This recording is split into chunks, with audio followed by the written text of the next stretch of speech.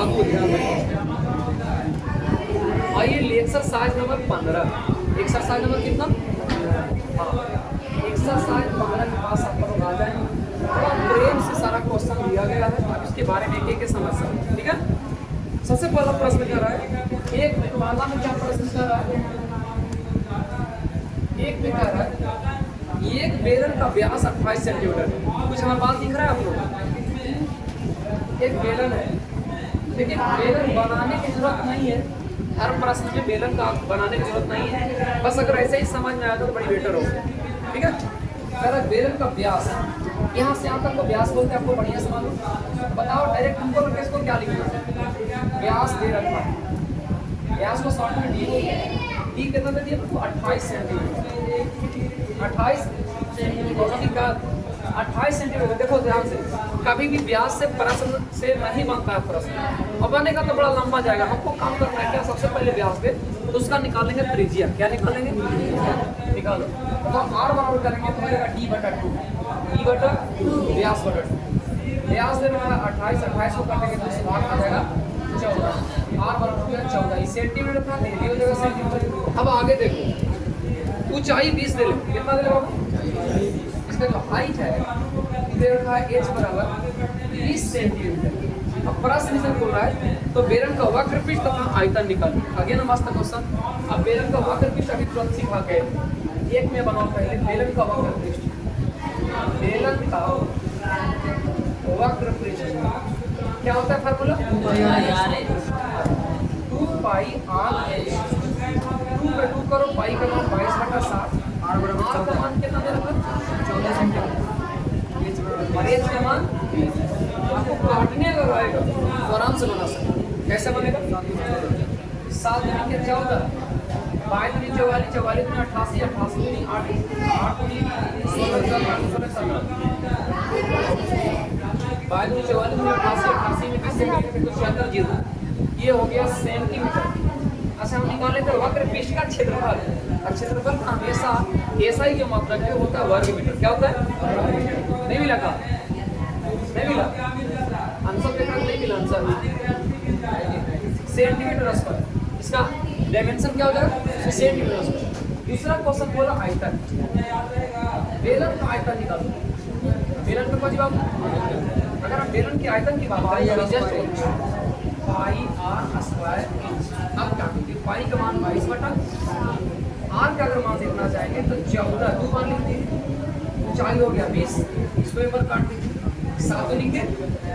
अब देखो 22 दूनी 44 और 44 दूनी 88, 880 गुने 14 करेंगे तो आप लोग गुना करेंगे 22 बने से मानेंगे, है ना जी। जो भी गुना करिएगा लास्ट में आयतन है ना सेंटीमीटर क्यूब कर देना। ऐसे क्यों आएगा? तो देख लो, हमने 14 को 2 बार गुना किया, 14 सेंटीमीटर था। ऐसे भी आयतन का जैसे मात्रक होता है वो सेंटीमीटर होता है। बताइए बनेगा क्वेश्चन? अब इतना तो गुना आप लोग कर ही सकते हैं। ये हो गया इस प्रकार से प्रश्न, यानी सिंपल सा खाली फार्मूला याद रखिए। फार्मूला याद रखेंगे सारा क्वेश्चन वो बन जाएगा। आप लोग टेंशन मत लीजिए, उसको वो आ जाएगा। क्वेश्चन नंबर आते हैं थोड़ा सा, अगर क्वेश्चन नंबर बी के पास आते हैं, किसके पास? जब हम बी दिखाते हैं पर 70 सेंटीमीटर ऊंचा। अच्छा बताओ 70 सेंटीमीटर क्या दे दिया? ऊंचाई दे दिया 70 सेंटीमीटर। कितना सेंटीमीटर? दूसरा बोला तथा 28 सेमी व्यास है। ये बात को डी बराबर दे दिया 28 सेंटीमीटर। कितना सेंटीमीटर? अगर हम आर करेंगे तो डी बटा 2 हो जाएगा। 28/2 यानी कितना आ गया? आर बराबर 14 सेंटीमीटर। आर बराबर कितना सेंटीमीटर? तो कह रहा है सम्मेलन का, देखिए देखिए एक क्वेश्चन आ गया। सम्मेलन बोले तो डराना मत, सम्मेलन भी इसी बोलते हैं, सम्मेलन भी इसी बोलते हैं, ठीक है। और सम्मेलन का आयतन पूछ रहा है, बताओ सम्मेलन का आयतन का मतलब क्या होगा? पाई आर स्क्वायर। रखिए एक बार आयतन बराबर यहाँ लिखते हैं बी बराबर तो होता पाई आर स्क्वायर। पाई का मान 22/, आर का मान कितना सर? 14 लगाते हैं। 14 गुने 14 और ऊंचाई कितना है? 70। इसको 70 से गुना कर लीजिए, 7 गुने के 14, बाकी गुना इसको काट दीजिए। 22 गुने 44, 44 गुने 14 गुने 70 करके सेंटीमीटर क्यूब कर दीजिए, आंसर हो गया। अब गुना तो कर ही सकते हो आप, यानी आप देखेंगे ना तो मिला जुला का बड़ा हल्का हल्का प्रश्न है।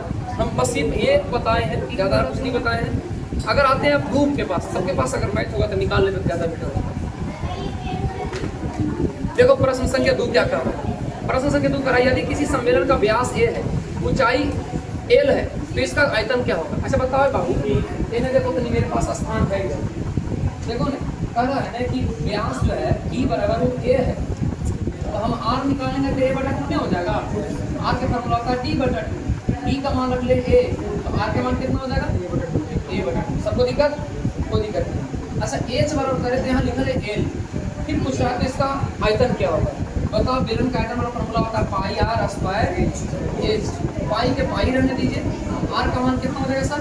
तो r के जगह पर लिखा है a बटा 2 गुणे a बटा 2, और h का मान कितना है? l रख लीजिए, हो जाएगा कितना?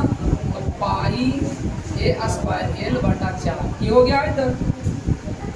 ठीक हो गया आयतन, आसानी से बन सकता है, बस परिमाण रखना है इसमें। क्वेश्चन नंबर बी में देखना चाहें तो बेलन के वृत्ताकार आधार, देखो आधार कितना लगे? वृत्ताकार नीचे वाला 45 वर्ग मीटर है, ऊंचाई 10 मीटर है, तो बेलन का आयतन। ये क्वेश्चन आप लोग से बनेगा, कैसे बनाना है पहले बताते हैं, नहीं बनेगा तो हम कल आपको बताएंगे इस वजह से। आधार दे रहे 45 सेंटीमीटर, बेलन का आधार का क्षेत्रफल दे रहे हैं। बेलन का आधार क्या होता है? वृत्त का होता है, एक मतलब डायरेक्ट बोलो वृत्त का क्षेत्रफल दे रखा है, वृत्त का क्षेत्रफल दे रखा है कितना? 45, जबकि यहाँ पर वृत्त का ऊंचाई भी दे रखा है, सॉरी ऊंचाई दे रखा है कितना? 10 सेंटीमीटर। तो वहाँ पर से पहले वृत्त का क्षेत्रफल के माध्यम से मान रख रखा है, इसके बाद r निकल जाएगा। क्या निकल जाएगा? अगर r निकल जाता है, ऊंचाई दे रखा है, तो आयतन नहीं निकलेगा आपसे, आराम से निकल सकता है। आप लोग एक बार ट्राई करके देखना, बनता है तो ठीक है, नहीं बनता है तो हम उसका कल सोल्यूशन करेंगे। कोई दिक्कत? समझ में आता है? चलो इसको जिससे आगे जहाँ तक बने वो बना कर लाना, इसका कितना भी